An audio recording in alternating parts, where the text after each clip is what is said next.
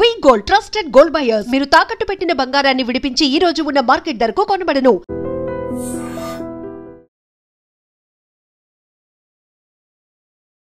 Hi hello నమస్తే, welcome to iDream media. నేను మీ శ్రావ్య. మనతో పాటు ఇప్పుడు ఉన్నారు certified financial planner Anil Kumar Bachchu గారు. నమస్తే సార్. నమస్తే అండి. సార్, మనకి ఇప్పుడు చాలా వెబ్సైట్స్లో 5 స్టార్ రేటింగ్స్ వస్తూ ఉంటాయి. మనకి మ్యూచువల్ ఫండ్స్లో దీంట్లో ఇన్వెస్ట్ చేయండి, బెస్ట్గా వస్తుంది ఫండ్స్ అని చెప్పి.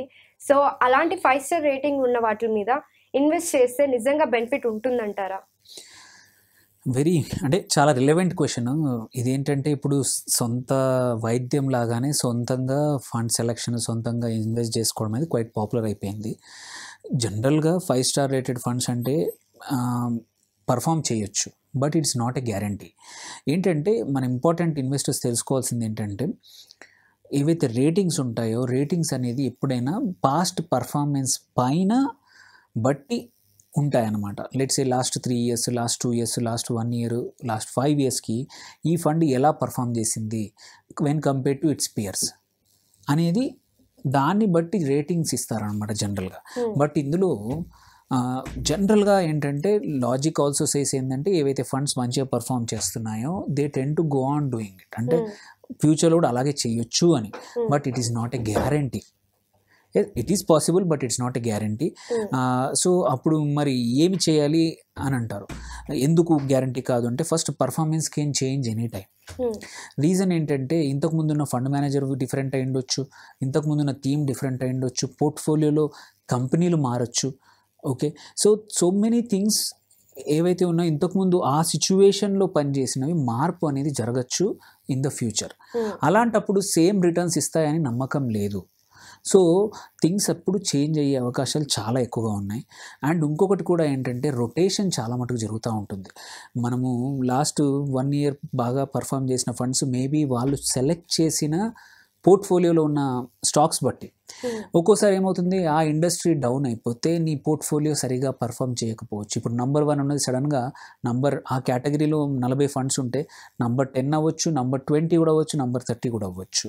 So it's not a guarantee, ఎందుకంటే it's all depends on underlying వాళ్ళు ఎక్కడ ఇన్వెస్ట్ చేశారనేది వెరీ ఇంపార్టెంట్ అనమాట.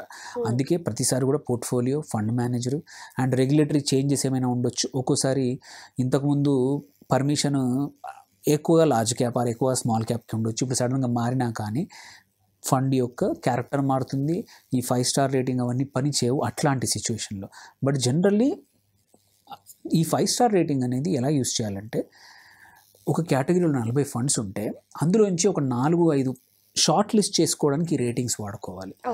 ఆ షార్ట్ లిస్ట్ అయిన వాటి నుంచి మాత్రం ఇంకొంచెం పారామీటర్స్ టెస్ట్ చేసుకొని అక్కడ రేటింగ్ చూడకుండా అక్కడ మాత్రం ఫండ్స్ బాగా ఉన్నాయా, మేనేజ్డ్ బై వెల్లా, అండ్ పోర్ట్ఫోలియో ఏంటి, ప్రీవియస్ ట్రాక్ బట్టే.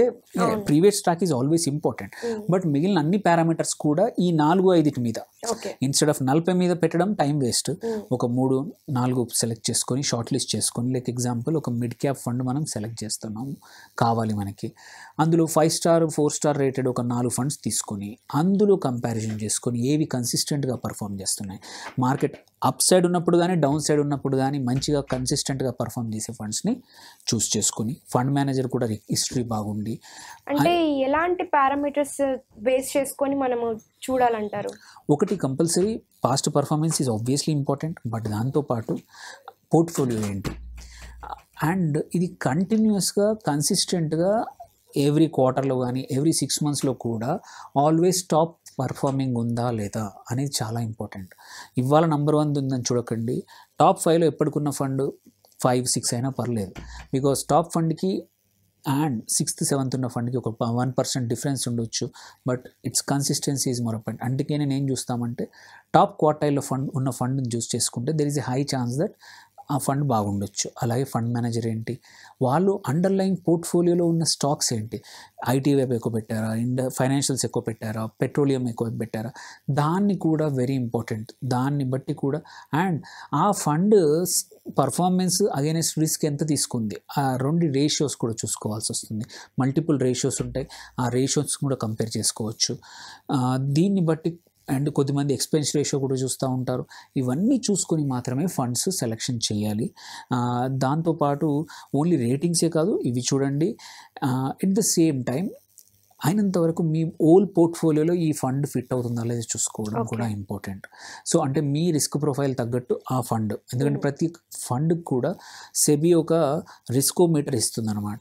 సో ఎటువంటి risk, mild, moderate, average, aggressive, very aggressive అని మల్టిపుల్ రిస్కోమీటర్ అంటే కనబడుతుంది మనకి ఫ్యాక్ట్ షీట్లో కానీ ఆ ఫండ్ గురించి ఇన్ఫర్మేషన్లో క్లియర్గా కనిపిస్తుంది అనమాట. ఆ రిస్క్ మీరు తట్టుకుంటారా? అలాంటప్పుడు మీ పోర్ట్ఫోలియోలో ఎంత ఉండాలి అది యాడ్ చేసుకుంటే సరిపోతుంది అనమాట.